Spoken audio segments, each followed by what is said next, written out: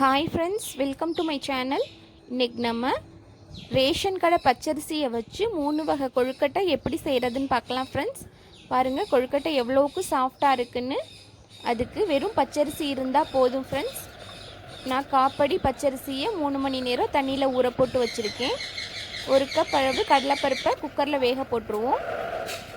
இப்போ ஊற வச்ச அரிசியை மிக்ஸி ஜாரில் சேர்த்து அதை நல்லா நைஸாக அரைச்சிக்குவோம் ஃப்ரெண்ட்ஸ். இந்தளவு தண்ணி சேர்த்து நைஸாக அரைச்சிக்குவோம். பாருங்கள், இந்தளவுக்கு அரைஞ்சிருக்கணும். நல்லா தண்ணி ஊற்றி அரைச்சிக்கலாம் ஃப்ரெண்ட்ஸ். இந்த மாவு ரெடி பண்ணுறதுக்கு 2 கப் அளவு தண்ணி சேர்க்கணும் ஃப்ரெண்ட்ஸ்.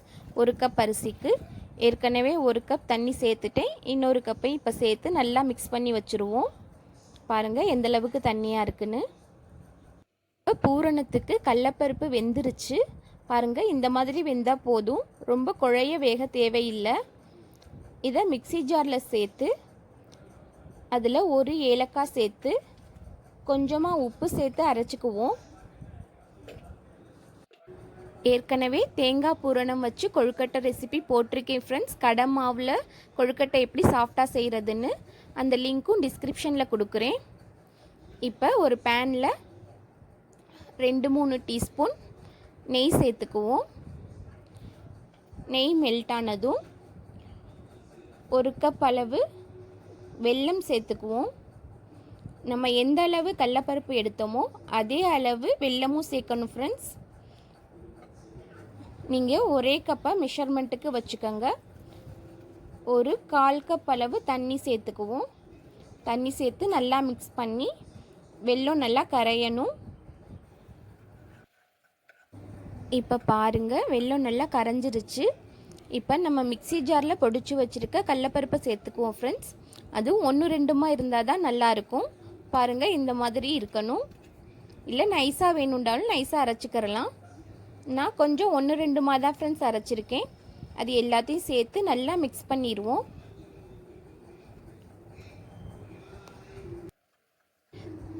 இந்த பூரணம் தான் ஃப்ரெண்ட்ஸ் சீயத்துக்கும் வச்சு செய்வோம். ரொம்ப டேஸ்ட்டாக இருக்கும், ஈஸியாகவும் இருக்கும், பூரணமும் நம்மளுக்கு நிறையா கிடைக்கும். இப்போ 1 கப் அளவு தேங்காய் சேர்த்துக்கிறேன். எந்த கப்பில் மெஷர் பண்ணுறீங்களோ அதே கப்லேயே எடுத்துக்கோங்க ஃப்ரெண்ட்ஸ். 3மே ஒரே அளவு தான். 1 கப் தேங்காய், 1 கப் வெல்லம், 1 கப் கடலைப்பருப்பு 3ஐயும் சேர்த்து நல்லா மிக்ஸ் பண்ணி நல்லா கெட்டியான பதமாக வர்ற வரையும் கிண்டி அடுப்பு ஆஃப் பண்ணிட வேண்டியது தான் ஃப்ரெண்ட்ஸ். கொஞ்சம் இலகலாக இருக்கையிலே அடுப்பு ஆஃப் பண்ணிடுங்க, இன்னும் கொஞ்சம் இறுகும். பாருங்கள், இப்போ அடுப்பு ஆஃப் பண்ணிட்டேன். நம்மளோட பூரணம் ரெடி ஆயிருச்சு. இப்போ மாவு கிண்டிக்குவோம். இந்த மாதிரி ஒரு பேன் வச்சு இதில் 2-3 டீஸ்பூன் நெய் சேர்த்துக்குவோம். எண்ணெய் கூட சேர்த்துக்கலாம் ஃப்ரெண்ட்ஸ். மாவு சட்டியில் ஒட்டாமல் வர்றதுக்காக தான் எண்ணெய் சேர்க்குறது. எண்ணெய் ஹீட்டானதும் நம்ம கலக்கி வச்சுருக்க அரிசி மாவை இதில் ஊற்றி கைவிடாமல் கிளறணும் ஃப்ரெண்ட்ஸ். ஃப்ளேமை லோ ஃப்ளேமில் வச்சுக்கோங்க, இல்லைன்னா சீக்கிரம் கட்டியாயிரும். இது செய்கிறது ரொம்பவே ஈஸி தான் ஃப்ரெண்ட்ஸ். டக்குன்னு வேலை முடிஞ்சிரும். அரிசி ஊறுறதுக்கு மட்டும்தான் டைம் எடுக்கும், மற்றபடி நம்ம ஈஸியாக செஞ்சு முடிச்சிடலாம். இந்த அரிசி மாவுக்கு தேவையான அளவு உப்பு சேர்த்துக்கங்க. உப்பு சேர்த்து நல்லா மிக்ஸ் பண்ணிக்கிட்டே இருங்க, கைவிடாமல் கிளறணும். உள்ளக்க கட்டி ஆகிக்கிட்டே தான் இருக்கும். அதை இந்த மாதிரி மசிச்சூட்டு கிளறிக்கிட்டே இருங்க ஃப்ரெண்ட்ஸ்.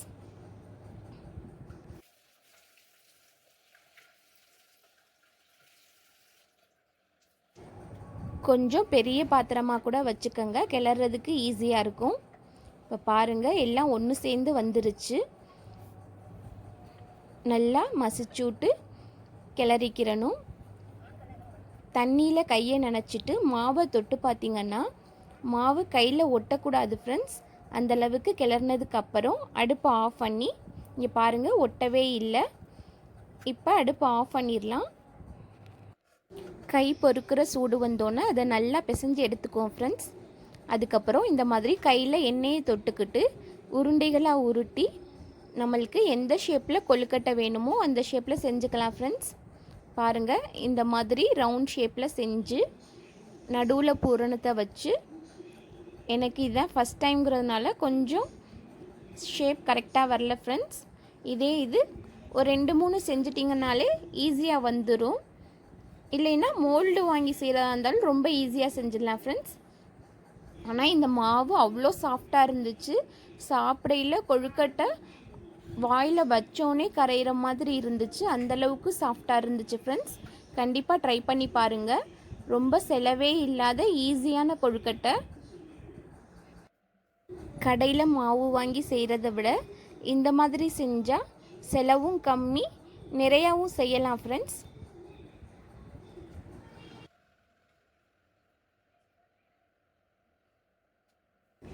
இந்த மாதிரி பூரணத்தை வச்சு ரவுண்ட் ஷேப்பில் கூட உருட்டிக்கலாம் ஃப்ரெண்ட்ஸ். இந்த மாதிரி கொழுக்கட்டை ஷேப்பில் தான் உருட்டணும்லாம் கிடையாது. உள்ள பூரணத்தை வச்சு ரவுண்டாக கூட உருட்டிக்கலாம். இல்லைன்னா இந்த மோல்டு ஷேப்புக்கே உருட்டிக்கலாம். உங்களுக்கு எப்படி வசதியோ அந்த மாதிரி உருட்டி எடுத்துக்கோங்க ஃப்ரெண்ட்ஸ். இப்போ மோல்டில் வச்சு செஞ்சு காமிக்கிறேன் பாருங்கள். மோல்டில் 2 பக்கமும் நல்லா எண்ணெய் தடவிக்கிறணும். அப்போ தான் ஈஸியாக எடுக்க வரும். அதுக்கப்புறம் ஒரு உருண்டையை உருட்டி உள்ளே நல்லா அமுத்தி விட்டு நடுவில் பூரணம் வைக்கிறதுக்கு மட்டும் கேப் விட்டுக்கிறணும் ஃப்ரெண்ட்ஸ்.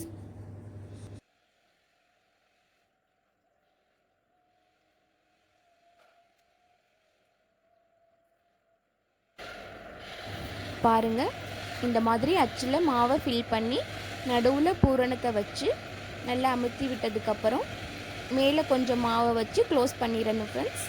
க்ளோஸ் பண்ணி மோல்டுலேருந்து வெளியில் எடுத்தோம்னா ரொம்ப ஈஸியாக சூப்பரான கொழுக்கட்டை அழகாக வந்துடும். இந்த மோல்டு ரொம்ப விலையெல்லாம் கிடையாது ஃப்ரெண்ட்ஸ். 10 ரூபா 15 ரூபா அந்த ரேஞ்சில் தான் இருந்துச்சு. இதை ஒன்று வாங்கிட்டிங்கன்னா ரொம்ப ஈஸியாக இருக்கும். நம்ம கையில் செய்கிறத விட இது பார்க்க அழகாகவும் இருக்கும். அப்படி இல்லைன்னா வீட்டில் இருக்க சாத்துக்குடி புழிகிறதுல கூட நம்ம மோல்டாக யூஸ் பண்ணிக்கலாம் ஃப்ரெண்ட்ஸ். ட்ரை பண்ணி பாருங்கள். இப்போ இட்லி பானையில் வச்சு அவிச்சு எடுத்துடலாம். இது ஒரு 10 நிமிஷம் வெந்தால் போதும் ஃப்ரெண்ட்ஸ்.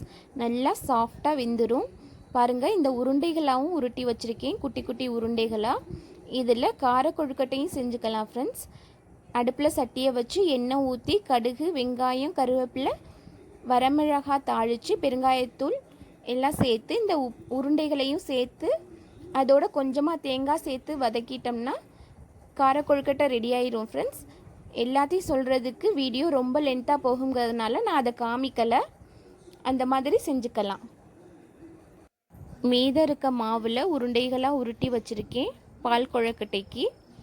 இதில் சும்மா கொஞ்சமாக பூரணம் வச்சு ஸ்டஃப் பண்ணி பார்ப்போமேன்னு சொல்லிட்டு பூரணத்தை ஃபில் பண்ணி உருண்டைகளாக உருட்டி வச்சுருக்கேன் ஃப்ரெண்ட்ஸ். அது ஒரு 2-3 தான் அப்படி உருட்டி வச்சுருக்கேன்.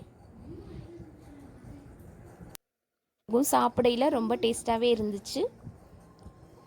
மீத இருக்க மாவில் கொஞ்சமாக தண்ணி சேர்த்து நல்லா கரைச்சி வச்சுக்கிறணும். இப்போ பால் கொழுக்கட்டைக்கு 2 கப் அளவு தண்ணி சேர்த்து நல்லா கொதிக்க விட்டுருவோம். தண்ணி நல்லா கொதித்ததுக்கப்புறம் நம்ம உருட்டி வச்சுருக்க உருண்டைகளை சேர்த்துக்குருவோம் ஃப்ரெண்ட்ஸ். தண்ணி கொதித்ததுக்கப்புறம் தான் சேர்க்கணும், முன்னாடியே சேர்த்துறாதீங்க. இந்த பால் கொழுக்கட்டையுமே ரொம்ப சாஃப்டாக டேஸ்ட்டாக இருந்துச்சு ஃப்ரெண்ட்ஸ்.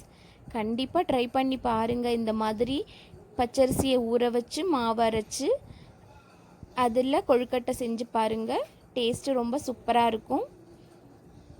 இது வேகட்டும். இப்போ நம்ம செஞ்சு வச்சுருந்த கொழுக்கட்டைகள் நல்லா வெந்துருச்சு. அடுப்பை ஆஃப் பண்ணிட்டேன். இதை பிளேட்டுக்கு மாற்றிட்டு காமிக்கிறேன். இப்போ பாருங்கள், உருண்டைகள் மேலே வர ஆரம்பிச்சிருச்சு. இந்த ஸ்டேஜில் 1 கப் அளவு வெல்லம் சேர்த்துக்கிறேன். வெல்லத்தை பார்த்து சேர்த்துக்கங்க ஃப்ரெண்ட்ஸ். எந்த அளவுக்கு நீங்கள் பால் கொழுக்கட்டை செய்கிறீங்களோ அந்தளவுக்கு சேர்த்துக்குங்க. இப்போ நம்ம கரைச்சி வச்சுருந்த மாவையும் ஊற்றி நல்லா கிளறி விட்டுருவோம்.